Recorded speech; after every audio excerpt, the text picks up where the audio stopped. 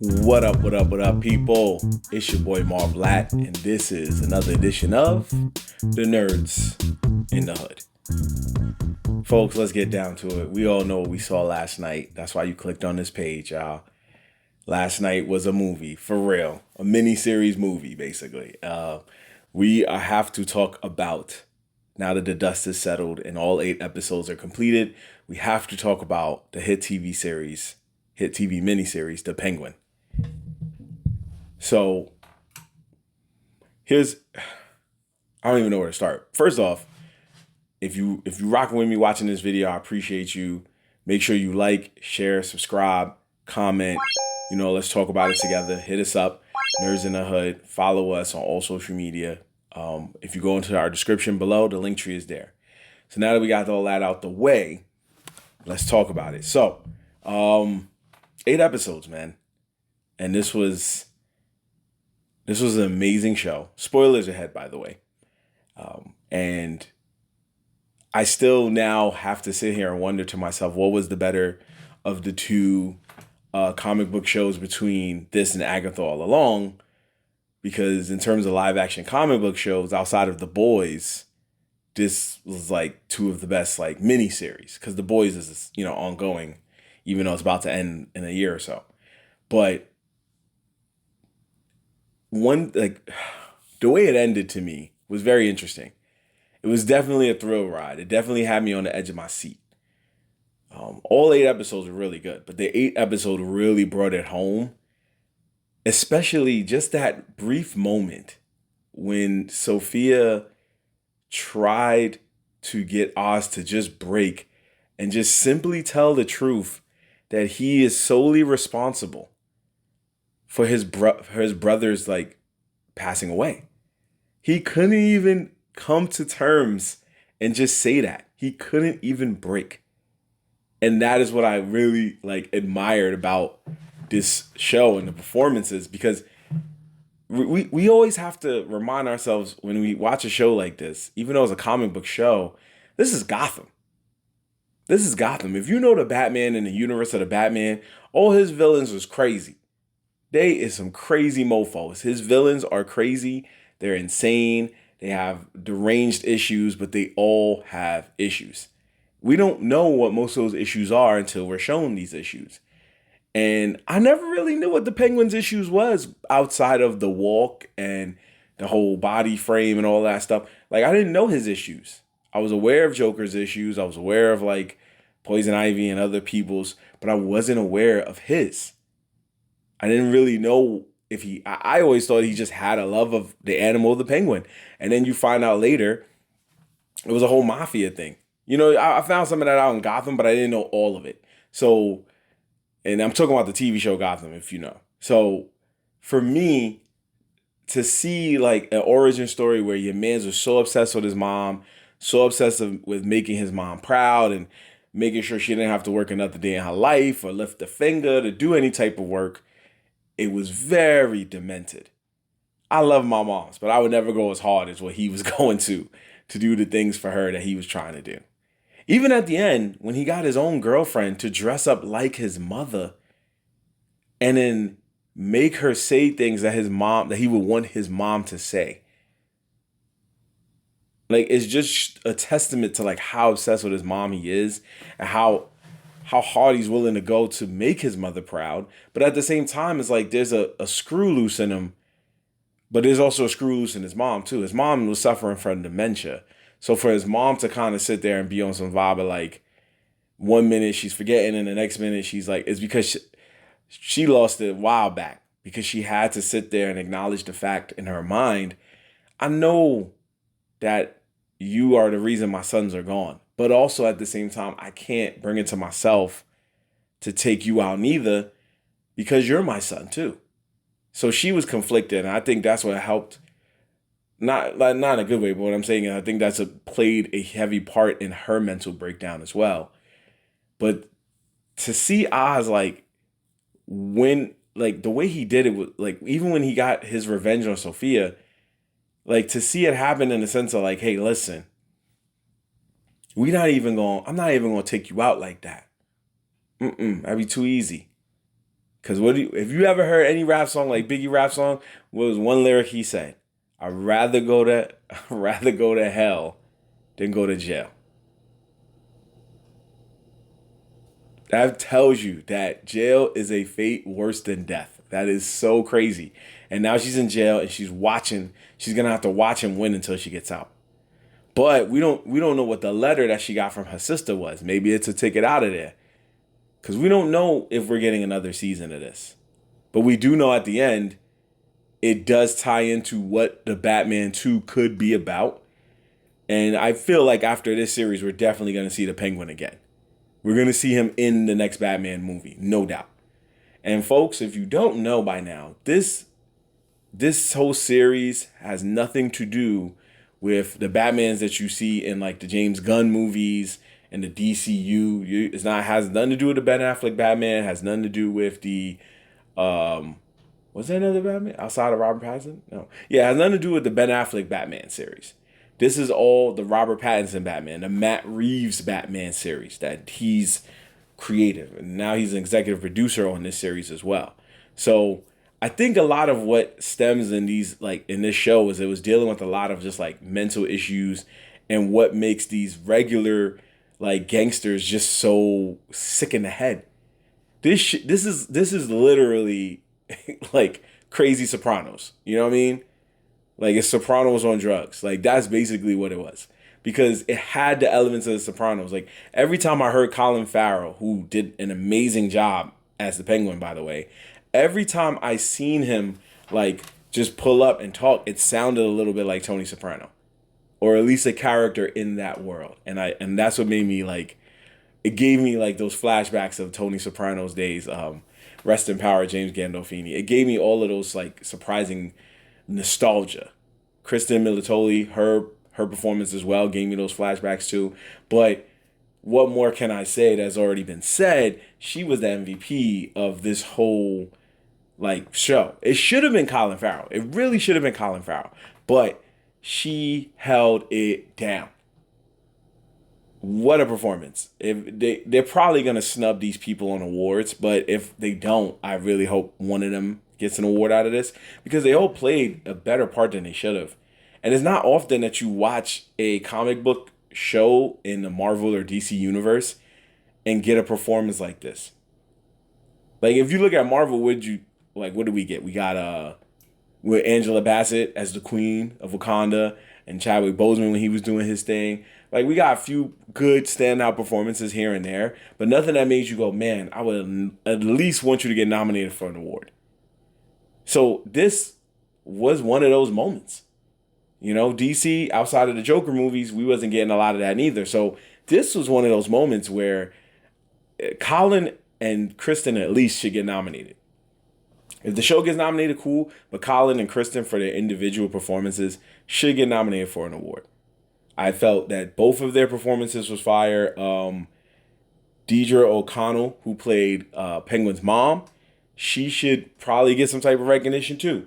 And Renzi Feliz, if you don't know who this man is, now he is now in the Hall of Fame of comic book shows because he was on The Runaways.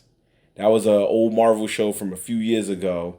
He played Alex on The Runaways back in, 2017. Wow, that's crazy. It's been 7 years since he did that show. Probably 7 or 6 years since he did that show. So that show got canceled. My man's waited for the right moment and said, yo, I'm gonna go pull up to this Marvel and take my talents to DC. You know what I mean? And now he did it. And speaking of his character, man, oh my gosh. Rest in power to his character. That was crazy. That was crazy when you think about it. It was really just the saddest. Like, Oswald basically helped this man grow a pair. You know what I mean? Put some hair on that man's chest. Told him to say it with your chest. You know what I mean? Help that man get his game up, get his confidence and swagger up, and help that man just grow as a person. In the beginning, he was stuttering everywhere. You know, it's part of his just him. And Oswald got him to stutter a lot less, considerably, and helped him lead an army to help Oswald win. Got these guys to get on board and was like, yo, let's get this plan together. It's really trying to go down in here. And helped Oswald get the W for Oswald to go, yo, man, I don't think this is working out. Fired him in a true mafia way by whacking him, taking him out. After everything that kid did for you, that kid could have left with his girlfriend and they could have went on the bus to somewhere else. And he sacrificed a happy new life with a girl he really treasured. Sacrificed that to help you, and you go ahead and throw this man away like that? Oh my gosh, that's so crazy. I can't even believe that when I saw that. That was probably the most shocking thing I saw from the whole show. The best episode to me outside of the last episode was the episode, I don't know if it was episode 4 or 5, but it was the episode that showed the origins of how Sophia even became who she became. Because I liked how they like took the flashback and showed like all the crazy corrupt things she was going through and the hardships of being a woman in a mafia family. Like all of those things were presented in that, and it caused her to go mentally insane herself when she shouldn't have. She was a good, honest woman, and this world turned her into the villain that she became. The world of Gotham, the underworld. This is why I said we gotta remind ourselves this is like about the Batman universe. The Batman universe turns these people into bad people. And it turns some good people into not so bad people, just vigilantes like Batman himself. So I love the fact that they took the time to explore all of these things, but I also love the fact that they took the time to explore the fact that mental illness is real in this world. It's heavy. It's a heavy tone. It's a heavy element of what makes the background of this show. We didn't focus on Batman until the very, very end. When Penguin's girlfriend said, hey, the world is yours now. He was like, yeah, you right. The world is mine. And they shined a light and said, yo, Batman, somebody wildin'. Now, the funny part for me was, where was Batman this whole damn time? I'm sure they have a reason that they're going to explain later. Like, yo, why wasn't Batman in this series? Why did we just focus on this? I know Batman can't be everywhere at once, but I'm just saying. There was an explosion in a sector of Gotham that he could have pulled up to and been like, yo, how did this explosion even happen? I already dealt with one explosion and I didn't want to deal with another one. So now in this world of Robert Pattinson's Batman, it was 2 explosions and one of them he wasn't even there to check on. He's like, what? He just sat there and was like, I'm gonna let them sort this out. I'm gonna be back. I feel like Batman was there the whole time and he was like doing like a lot of like surveillance work and was like undercover in the shadows. And while he was watching, he was like, I mean, one of them's gonna take the other one out, so that's doing me a favor. I feel like that's what happened. I could be horribly wrong. I'm more than 100% horribly wrong. But it's the only logical explanation as to why this man was not here. He was not here. It's crazy. So that part always made me laugh. But yeah, all in all, this was a great show. They definitely teased that there is a chance that Batman and possibly Sophia will be in the Batman 2. I don't know how much truth there is to that yet. I will wait until it's confirmed. But this was a very, very nice tease at the end of the episode. All in all, this show was valid. You know our rating system by now. I don't even gotta go through it. It's late. I just want to do this and go to bed. So this show is valid. It is a great show. If you have not watched this yet, listen to this video. Watch all 8 episodes. 8 1-hour episodes. You could bang it out. You've done it with other shows in your lifetime, so you'll be okay.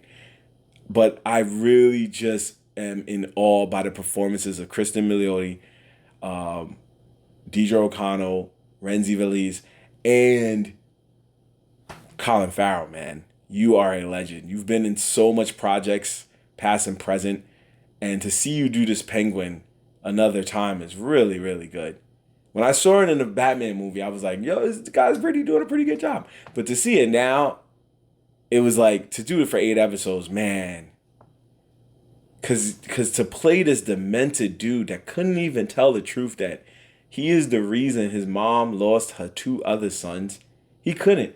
The whole time he was like, nah, it's her disease, yo. She wildin'. Don't worry about it, mom. You good, you good. Sophia, why you even telling her like to watch him do that? Even Sophia was like, you was gonna let me take your mom's finger off to avoid telling the truth? You're sick. You are sick. You're sick. Because, but I think also he knew in his heart, like, if I tell her the truth, it's gonna break her heart. And why would I want to give this woman who I'm beefing with the satisfaction of watching the one thing I love so much get teared down by me? Like, I think he had to keep the lie alive because he was like, if she loses her finger, yeah, it'll crush her, but it won't crush her spirit. It won't crush her heart. She'll be all right. But if I tell her this and it breaks her heart to know that was the truth, and she sits there and cries, I feel bad. But then in my eyes, I'm looking over here, and the ops is like, yeah, haha, she's tight, you tight, all y'all about to catch L's. He didn't want to do that. He couldn't even bring himself to do that, but I respect it. I understand. So I do hope that we see the Penguin sometime down the line, maybe a season 2, or whenever the Batman 2 chooses to come out. I don't know when. But what I do know is this was some excellent acting. Kristen Milioti, excuse me. I've seen you in a lot of stuff, from 30 Rock to you being a mother on How I Met Your Mother, and this is one of your best roles. Chef's kiss. I was going to say Palm Springs was your best joint, but this right here, or not, was it Palm Springs? No, Palm Royale, Palm Springs, whichever one, the time traveling one that you was in with Andy Samberg. That was, to me, your best one at the time, but this now takes the cake. So I don't got to remember the title anymore because now you was in the Penguin. We good. That was good. But yes, definitely big shout out to all of them. Definitely loved what I saw. It was definitely gang warfare. If you missed The Sopranos, this is also a good reason to watch it too, because we're never going to get a Sopranos again. So if you're not watching Tulsa King, this is the best thing you got to another Sopranos. You know what I mean? Anyway, just wanted to shine some light, just share my thoughts and what I thought about this show as a whole. I didn't want to go into a whole thing, but I definitely wanted to just share my thoughts, Nerds in the Hood style. So if you liked the show, or if you didn't like the show, tell me your thoughts. Put it in the comments. Say what you was feeling about it, what you wasn't feeling about it, what you speculate could happen down the line in this Robert Pattinson Batman's Otherworld universe. You know what I mean? Just let us know. And again, follow us on all social media. I will have the link tree in our description below so you can check it out and follow us and check out all the other content we have online. In the meantime, between time, we're going to head on out because, like I said, I stayed up watching this straight, and your boy needs to get some sleep for the next day. Also, real quick though, if I could find the picture, I probably won't see it on this video, but I love the little Easter egg that they did with the Penguin's top hat and cane that he usually has in like the comics and the TV shows, because this was the best version of the Penguin that we got in a live action. And this was probably the best version of the Penguin that we got all time, probably. I've seen some good ones in the animated version. I think it was Batman the Brave and the Bold had a good one. The Batman had a good one. And this Cape Crusader one that came out earlier this year had a good one too. But this is the best version of the Penguin. Hands down, no arguments there. You can't sit there and try to tell me otherwise. Or you can in the comments. Go ahead and try. Be my guest. I write back. Anyway, I'll holla at y'all next time. Nerds in the Hood, we out of here. Peace.